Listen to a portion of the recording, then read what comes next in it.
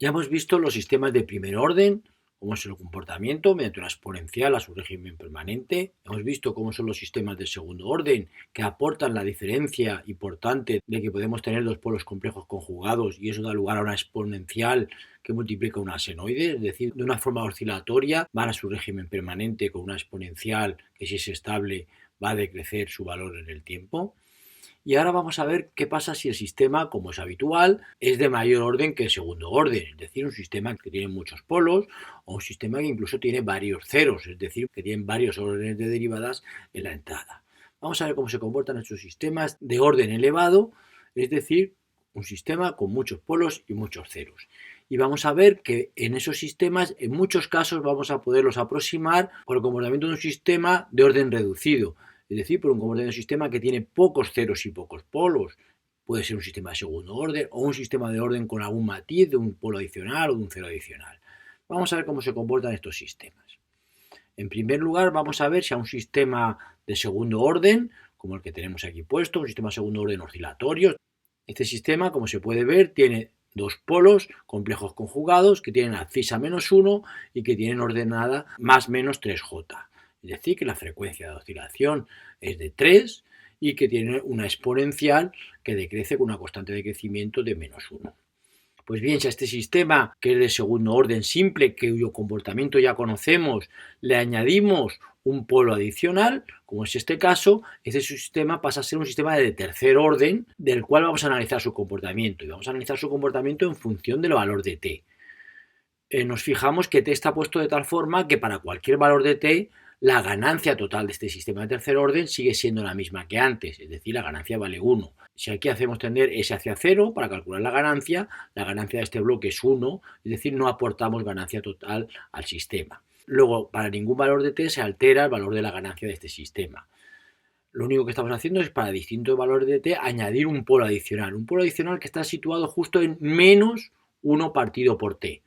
Es decir, que si t vale 0, el polo adicional está en el menos infinito. Y si t vale cualquier otro valor, el polo adicional vale menos 1 partido por t. Vamos a ver cuál es el comportamiento de este sistema. En primer lugar, vamos a ver el comportamiento del sistema de segundo orden para t igual a 0, es decir, para el polo situado en menos 1 partido por t, es decir, situado en menos infinito. Es decir, no estamos añadiendo ningún polo adicional para t igual a 0. Esto es un sistema simplemente de segundo orden, sin polo adicional. Un sistema que los polos están situados aquí en menos 1 más menos 3j y cuyo comportamiento ya conocemos. Será una senoide multiplicada por una exponencial que va a hacer decrecer la amplitud de la senoide, de manera que el sistema tiende hacia su ganancia en valor permanente, ganancia que vale 1. Si nosotros añadimos un 0, por ejemplo, para valor t igual a 0,1, es decir, para un polo que está situado en menos 1 partido por 0,1, es decir, en menos 10, esto dará lugar a que el comportamiento del sistema tenga una exponencial más, además de la exponencial por la senoide que tenía anteriormente, tendrá una exponencial más con una velocidad bastante más rápida que la exponencial anterior, tenderá hacia 0, es decir, una exponencial que no alterará demasiado el comportamiento del sistema, puesto que esta exponencial es rápida respecto a esta y por lo tanto rápidamente se anulará, pero que lo que hará, como ya hemos visto anteriormente, es hacer que este sistema sea algo menos oscilatorio y algo más lento porque tiene una exponencial más y tarda un poquito más en llegar al régimen permanente, y menos oscilatorio porque este sistema que estamos poniendo delante del sistema de segundo orden, lo que hace es que al sistema de segundo orden no le llegue un escalón unitario, sino que le llegue una exponencial que tiende hacia el escalón unitario de forma rápida, puesto que t vale 0,1, pero que al sistema de segundo orden le llega menos brusquedad en la entrada, es decir, no le llega el escalón, sino algo que tiende a ser el escalón, pero algo más flojo. Luego, como hemos predicho, el comportamiento del sistema será, por tener este polo adicional, algo menos oscilatorio y algo más lento. Lo que vamos a hacer ahora es acercar este polo y hacerlo más importante. Más importante, como por ejemplo ponerlo no en menos 10, sino ponerlo para t igual a 0,5. Es decir, el polo está en menos 1 partido por 0,5, es decir, el polo está en menos 2. Entonces, cuando el polo está en menos 2, lo que tenemos es ya una exponencial importante Es más lenta que la exponencial debido a estos polos de aquí del sistema de segundo orden, pero es una exponencial importante. Luego se usará mucho más el efecto que hemos mencionado antes. Será mucho menos oscilatorio y será bastante más lento. Es decir, un sistema como este de aquí, donde es un sistema de segundo orden, pero donde el efecto del polo adicional es importante, de la nueva exponencial que aporta este polo adicional. Seguimos aumentando la importancia del polo que le metemos adicionalmente. Es decir, lo vamos a poner, por ejemplo, en el valor de -1, t igual a 1, es decir, polo adicional en -1. Entonces, aquí, ¿qué es lo importante? ¿Cuál de las dos exponenciales decrece antes? ¿La exponencial debida al polo adicional que estamos metiendo o la exponencial debida a los dos polos originales del sistema de segundo orden que tenían una constante de crecimiento de la exponencial de -1? Pues ambos son iguales, son dos exponenciales con el mismo coeficiente de amortiguación de ambas exponenciales. Luego el sistema se comporta como aquí se ve, que no es ni como un sistema de segundo orden, donde se ve claramente una oscilación, y el sistema de primer orden lo que hace es aportar un matiz, ni tampoco como un sistema de primer orden que tiene mediante una exponencial, y ese sistema de primer orden está matizado por una componente senoidal, sino que está justo en el límite entre que lo más importante sea el sistema de primer orden o lo más importante sea el sistema de segundo orden. Tiene un comportamiento como este de aquí. Ambas componentes son importantes para definir la dinámica del sistema, tanto la exponencial del sistema de primer orden como la exponencial por la senoide del sistema de segundo orden. Esta será la respuesta de este sistema, que tiene el polo adicional justo en la misma cisa que los polos complejos conjugados. Pero vamos a seguir haciendo más importante todavía el polo adicional, es decir, ahora vamos a hacer que el t sea igual a 2, es decir, que la situación del polo adicional sea -0,5. ¿Qué pasará? Pues que la exponencial del sistema de primer orden es más lenta que la del sistema de segundo orden y por lo tanto antes acabará el efecto del sistema de segundo orden y permanecerá más el efecto del sistema de primer orden. Es decir, un sistema como este de aquí se parece más a una exponencial lenta debida al polo adicional, matizada con alguna componente senoidal debida al sistema de segundo orden. Por supuesto, si todavía acercamos más el polo hacia el origen, el polo es mucho más lento. Por ejemplo, ponemos una t de 10, una t muy lenta, o sea, un polo de -0,1, eso será el que definirá la exponencial lenta, es decir, el sistema se comportará de forma muy lenta y muy parecido a un sistema de primer orden muy lento, que es esta exponencial de aquí. Es decir, resumiendo, lo que tenemos es que los polos adicionales lo que hacen es, como ya sabíamos, crear exponenciales adicionales en la respuesta del sistema y por lo tanto hacer el sistema más lento y menos oscilatorio. Evidentemente es importante saber cuál es más importante, si la componente de la exponencial debida al nuevo polo que hemos introducido o la componente de las exponenciales debida a los polos que ya teníamos anteriormente de segundo orden. Luego vamos a definir una cosa importante, que son los polos dominantes del sistema. Los polos dominantes del sistema son aquellos que están asociados con la exponencial más lenta. Es decir, aquellos polos cuya parte real es más pequeña y están más cerca del origen. Esos son los que tienen una exponencial más lenta y por lo tanto los que caracterizan de forma predominante el comportamiento del sistema. Los demás polos, los que no son los polos dominantes, lo que hacen es matizar la respuesta del sistema debido a los polos dominantes. Si los polos dominantes son complejos conjugados, el sistema se comportará básicamente como sistema de complejos conjugados, siendo el otro polo adicional el que matiza este comportamiento, haciéndolo menos oscilatorio y más lento. Si es al revés, si los polos dominantes es un polo real, el sistema se comporta más o menos como un sistema de primer orden, con una exponencial debida a ese polo real, matizado con una componente senoidal, con una exponencial que se amortigua muy rápidamente y que lo único que hace es matizar el comportamiento del sistema de primer orden. Esto es el comportamiento de los sistemas, cuales hemos añadido un polo adicional. Evidentemente, si añadimos dos polos adicionales, pues también dependerá lo importante que sea este segundo polo que hayamos puesto, pero tendremos el mismo razonamiento. Cuanto más a la izquierda esté ese polo adicional, menos importante será su exponencial, antes se amortiguará y antes será, digamos, despreciable respecto a la dinámica que viene definida por los polos que están más cerca del origen. Esto si añadimos a la función de transferencia del sistema un polo adicional. ¿Qué pasará si añadimos un cero adicional? Es decir, cogemos la función de transferencia del sistema de segundo orden que estamos tratando y le vamos a añadir un cero adicional. Igual que hemos hecho antes, ese cero adicional se añadirá de tal forma que la ganancia del sistema sea siempre la misma. Es decir, el cero lo estamos añadiendo en menos 1 partido por t sub d, será el cero adicional, un cero adicional negativo, como dice el título, de tal forma que la ganancia del sistema sigue siendo 1. ¿Cuál será el comportamiento? Pues bien, En principio, a priori, podría parecernos que si el polo lo que hace es hacer el sistema menos oscilatorio y más lento, pues un 0 va a hacer en principio lo contrario, es decir, va a hacer el sistema más rápido y más enérgico, más oscilatorio. Vamos a razonarlo y vamos a verlo.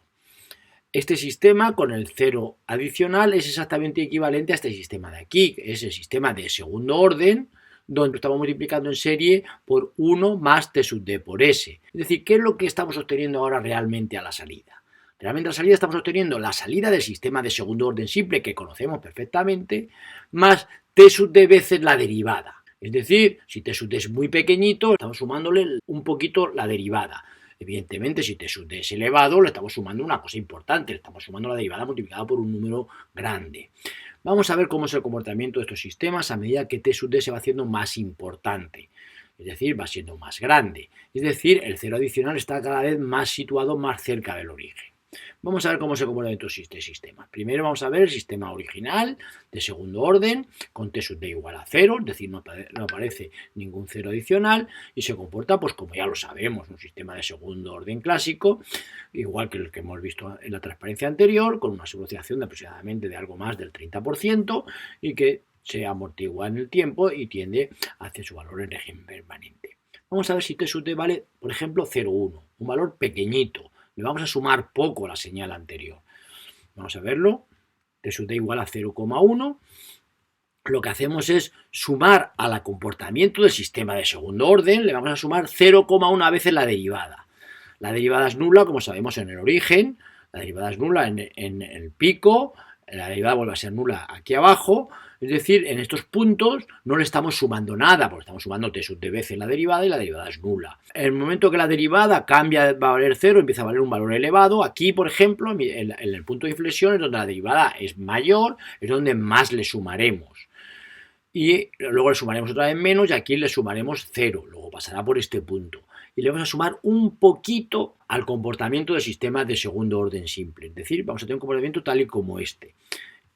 Al comportamiento del sistema de segundo orden le sumamos 0,1 veces la derivada. Aquí le hacemos más rápido y más enérgico. Y luego aquí cuando la derivada es negativa, pues evidentemente estamos sumando un número negativo, es decir, lo vamos a hacer que sucedan las cosas antes.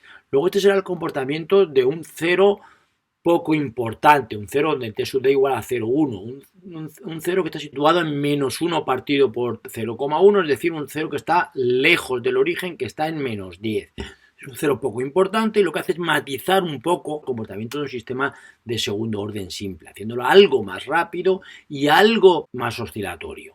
Pero vamos a aumentar la importancia del 0, vamos a aumentar T sub D, por ejemplo, T sub D lo vamos a hacer igual a 0,5, es decir, un 0 que va a estar situado en menos 2. Es decir, que vamos a sumarle 0,5 veces la derivada, una cantidad importante. ¿Qué va a pasar? Pues esto de aquí. Le vamos a sumar al comportamiento del sistema de segundo orden una cantidad importante, que puede llegar a tener un pico. Evidentemente, aquí otra vez le estaremos sumando 0, es decir, pasará otra vez por este punto. Y el sistema aquí le estaremos sumando un número negativo, es decir, al comportamiento del sistema de segundo orden simple le estaremos restando. Vemos cuál es el comportamiento de este sistema con un 0 muy importante, con un 0 que está situado en menos 2. Muy importante respecto a la situación de los polos que teníamos, de los polos que están con una CISA menos 1. Luego lo que tenemos es un sistema realmente más oscilatorio, bastante más oscilatorio. Fijaros que la oscilación puede llegar, incluso está llegando a valores casi, no llega al 100%, pero unos valores importantes de sobreoscilación. Y un sistema más rápido, un sistema mucho más agresivo. Vamos a seguir aumentando el efecto del 0, vamos a hacer T sub D igual a 1. ¿Qué va a pasar? Pues estos efectos que estamos mencionando se van a acusar más. Voy a sumarle más veces la derivada y mientras le sumemos derivada y mientras la derivada sea grande le sumaremos un valor mayor, es decir, estaremos obteniendo, fijaos, esto de aquí. Estamos obteniendo una sobreoscilación muy elevada. Fijaos, hemos sobrepasado el 100% de la sobreoscilación, cosa que no podía suceder nunca antes con sistemas de segundo orden simple sin 0 adicional. La máxima sobreoscilación era del 100% que se daba justo en el momento en que igual los polos estaban con la CISA 0 y el sistema estaba oscilando continuamente. Aquí, sin tener una oscilación continua permanente, es decir, esto se amortigua, puesto que las exponenciales debidas a estos polos se amortiguan en el tiempo. A pesar de que esto se amortigua, hemos conseguido una sobreoscilación superior al 100%. ¿Por qué? Porque existe un cero adicional que ha aumentado muchísimo este pico de oscilación y que ha hecho el sistema muchísimo más rápido. Fijaos lo importante que ha llegado a ser este efecto del cero adicional. Bueno, como hemos visto, cuanto más se acerca el cero hacia el origen, más importante es el efecto del cero, más rápido va a ser el sistema y mayor va a ser su sobreoscilación. ¿Qué pasa si lo acercamos mucho a cero? Pues este efecto se va a acusar cada vez más. ¿Puede llegar el cero a estar en el origen? ¿Cómo sería ese sistema? Bueno, sí que puede llegar el sistema a tener el cero en el origen, pero ¿qué es lo que pasaría? Que t sub d pasaría a estar infinito. Entonces, en esta fórmula tendríamos que poner que t sub d va al infinito. Difícil va a ser de implementar un sistema que aquí pongamos un infinito. Puede ser un número tan grande como queramos, pero infinito no lo vamos a poder implementar. Es decir, que para poner un cero en el origen, lo que tenemos que ir es el mismo sistema que teníamos antes. Vamos a dividir su ganancia por t sub d. De tal forma que ahora tenemos un nuevo sistema. Es el mismo sistema que teníamos antes con el cero adicional en menos 1 partido por t sub d y con ganancia que teníamos antes, que es ganancia 1. Ahora vamos a dividir la ganancia de este sistema por t sub d. De tal forma que ahora sí que puedo hacer tender t sub d a infinito. Si yo hago tender t sub d a infinito, pues es fácil. Aquí no quedará infinito partido por infinito, pero si yo efectúo esta multiplicación dentro del paréntesis, me quedará t sub d partido por t sub d, que es decir 1, me quedará s, y luego me quedará más 1 partido por t sub d, que cuando t sub d tiende a infinito queda 0. Luego nos quedará simplemente 10s en el numerador. Luego vamos a estudiar la función de transferencia de este sistema. Este sistema no es el sistema que estábamos manejando en la diapositiva anterior, este de aquí, en el cual hemos hecho tender t sub d infinito. No, es un nuevo sistema que es el mismo que teníamos antes, pero cambiando su ganancia. Es decir, multiplicando su ganancia por 1 partido por t sub d. Y ahora, en el sistema donde la ganancia es distinta, la ganancia no es 1, es cuando en este sistema hemos hecho tender t sub d hacia infinito. De hecho, ¿cuál es la ganancia de mi sistema que quiero representar? Fijaos que nuestro objetivo ahora es representar cuál es el comportamiento de los sistemas que tienen un cero justo en el origen. ¿Cuál es la ganancia de estos sistemas que tienen un cero en el origen? Pues evidentemente, si es estable, lo único que tenemos que hacer es tomar límites cuando se tiende hacia cero. Es decir, la ganancia de este sistema es cero. Es decir, que ante un dado escalón, el comportamiento del sistema en régimen permanente tenderá hacia cero. Tenderá hacia cero mediante, lo que está aquí claro, mediante una exponencial que tiene de coeficiente de amortiguación menos 1 y de frecuencia de oscilación 3, ¿no?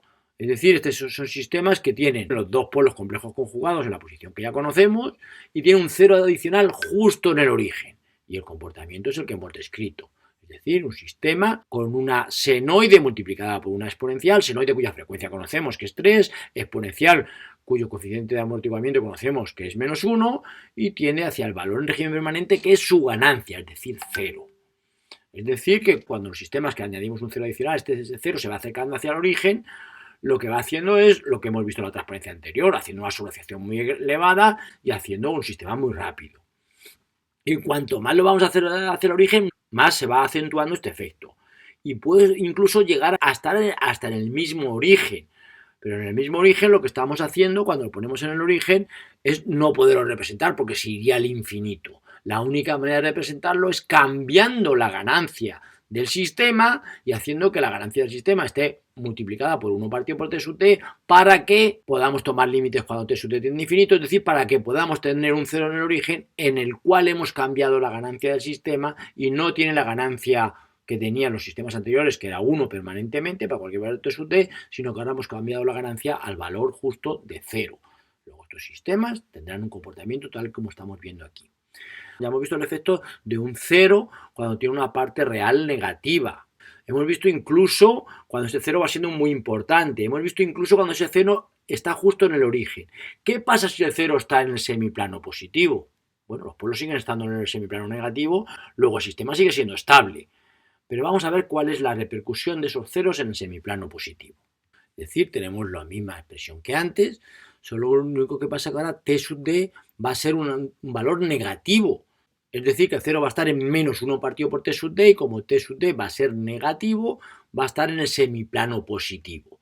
Es decir, vamos a ver el comportamiento de estos sistemas con un 0 en el semiplano positivo. Primero vamos a ver el comportamiento del sistema de segundo orden, con los polos en -1 más -3j, que tiene un comportamiento que ya conocemos, con una sobreoscilación del 30 y tantos % y tendiendo hacia su régimen permanente.